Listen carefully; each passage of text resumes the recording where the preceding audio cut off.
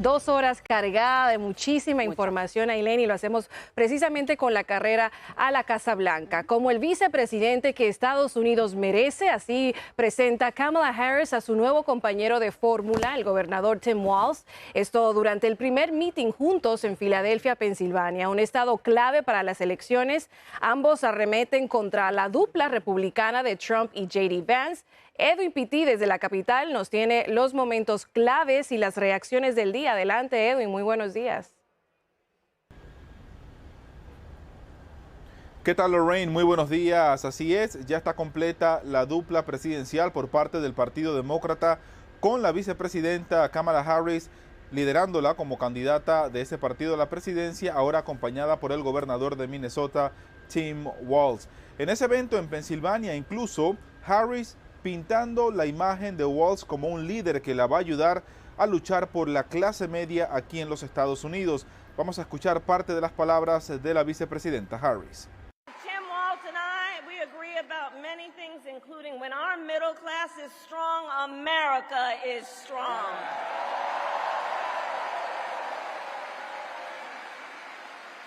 And strengthening the middle class will be my defining goal as I am President of the United States. A pesar de no tener mucha notoriedad a nivel nacional, muchos califican el récord del gobernador por Minnesota, Tim Walz, de ser muy interesante, empezando por el hecho que sirvió a la Guardia Nacional por 24 años, también fue profesor de estudios sociales en una escuela secundaria, donde además fue el entrenador del equipo de fútbol americano. Un punto importantísimo es la victoria que tuvo cuando llegó al Congreso de Estados Unidos, donde trabajó por 6 términos, ya que él sacó del escaño a un republicano, y la campaña de Harris cree que él puede lograr lo mismo en este momento de atraer a más votantes. Precisamente de eso habló el gobernador Walz, de traer valores de Minnesota a la Casa Blanca. Vamos a escuchar. Minnesota's strength comes from our values, our commitment to working together, to seeing past our differences, to always being willing to lend a helping hand. Those are the same values I learned on the family farm and tried to instill in my students. I took it to Congress and to the state capitol, and now Vice President Harris and I are running to take those very values to the White House. Por su lado, el Partido Republicano continúa pintando al gobernador demócrata como una persona extremadamente liberal y peligrosa. El propio compañero de fórmula de Trump, el senador republicano por Ohio, J.D. Vance, diciendo que él se ha encargado de votar a favor de legislaciones que han logrado que trabajos de factorías en Minnesota se vayan a China, y por eso no lo ve como una persona apta para ayudar a que la economía de los Estados Unidos mejore. Pero los demócratas no lo ven así, ven la dupla Harris-Walz como la mejor, según ellos, para luchar por la clase trabajadora de los Estados Unidos. Lorraine. Estaremos atentos, Edwin, a cómo se sube la temperatura en esta contienda por la Casa Blanca, pero quería preguntarte, ¿qué sigue ahora en la agenda de Harris y Walz? Sí, la agenda del Partido Demócrata, específicamente de la campaña Harris-Walz, ahora ellos van a estar viajando hacia Wisconsin y Michigan, y mañana tienen un evento en Carolina del Norte. Importante recalcar que el propio compañero de fórmula de Trump, el senador Vance, va a estar teniendo también mítines políticos en las mismas ciudades donde Harris estará visitando con su compañero de fórmula. Pero en el caso de Carolina del Norte, Vance ha tomado la decisión de cancelar los 2 eventos que tenía, esto por las lluvias de la tormenta tropical Debby. Soy Edwin Pitti reportando desde Washington. Vuelvo con ustedes al estudio con más de La Voz de la Mañana. Gracias, Edwin, por tu reporte. Y en otros temas, el presidente Biden declara la emergencia para Georgia y ordena ayuda federal mientras se mantiene elevado el riesgo de inundaciones en ese estado y también en las Carolinas. Vamos a conectarnos ahora con Guillermo González, que nos tiene más información sobre lo que se está viviendo en la costa este del país por el paso de la tormenta Debby. Así que, Guillermo, muy buenos días. Te escuchamos con atención. Adelante. Gracias, buenos días. Retomamos este contacto esta vez desde Savannah, en Georgia, siguiéndole la pista a Debby, que continúa dejando una estela de destrucción. Hemos hablado justamente con algunas personas que se han visto afectadas de una o de otra manera, pero inicialmente algunos que han recibido, digamos, el impacto de una manera mucho más frontal. Una señora, por ejemplo, que junto a sus hijos perdió por completo su casa, un árbol le cayó encima, y también el alcalde de esta ciudad, que ha hecho algunas recomendaciones a los residentes. Aquí gran parte del comercio permanece cerrado, algunos establecimientos comerciales, hoteles y restaurantes están con el plan de reabrir hoy, dependiendo de si las condiciones atmosféricas lo permiten. Pero por ahora también hemos hablado con turistas que coincidencialmente estaban en esta ciudad, que tiene un alto contenido turístico, y justamente cuando estaban llegando pues los agarró de sorpresa Debbie y tuvieron que pues cambiar de alguna manera sus planes para protegerse ellos y sus familias. De tal manera que vamos a escuchar primero a uno de ellos, a uno de los turistas que estaba aquí en la ciudad de Savannah cuando llegó el temporal, y después a una señora que junto a sus hijos lo perdió todo después de que un árbol le cayó encima de su casa, afortunadamente sin consecuencias para la vida.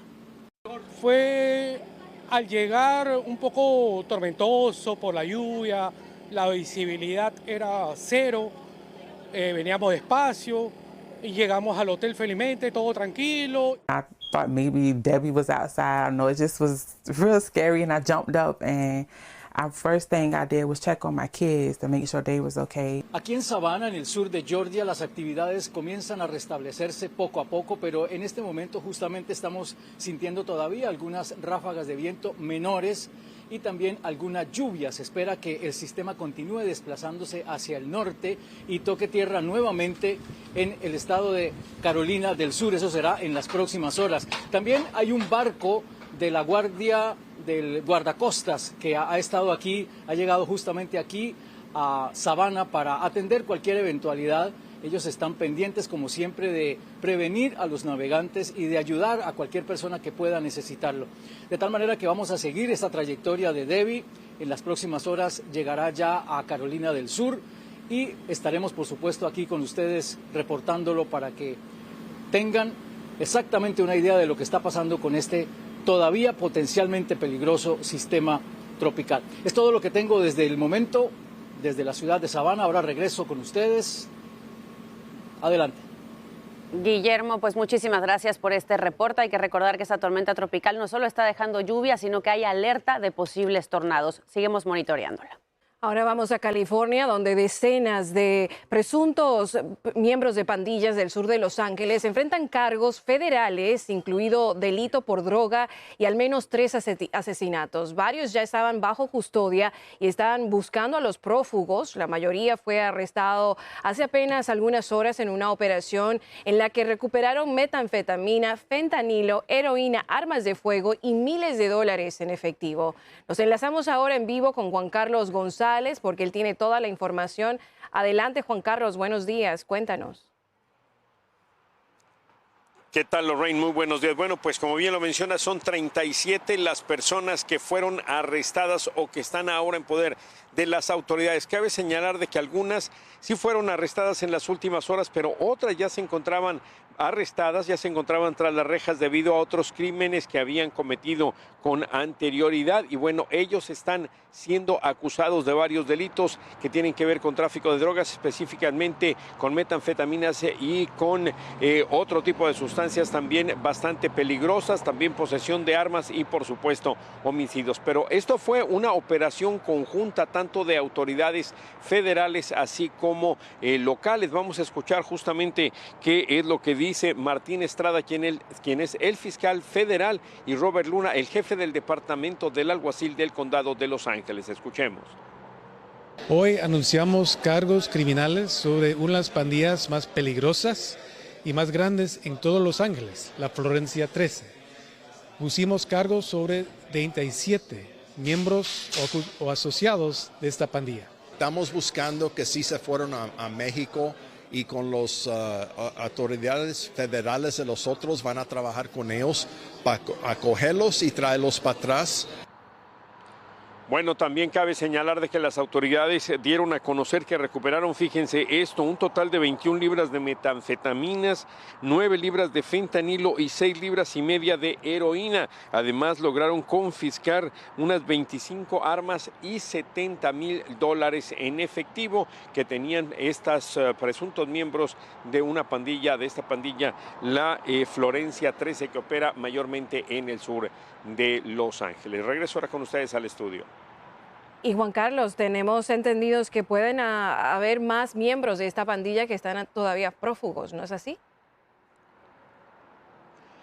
Así es, fíjate que las autoridades continúan buscando a estas personas y bueno, creen que no sé si todas o algunas de ellas habrían huido a México y pues hasta allá me imagino que están realizando lo que es la cooperación o tratando de obtener la cooperación de parte de las autoridades mexicanas para dar con el arresto de estas personas y poderlas traer aquí a los Estados Unidos. Regreso contigo.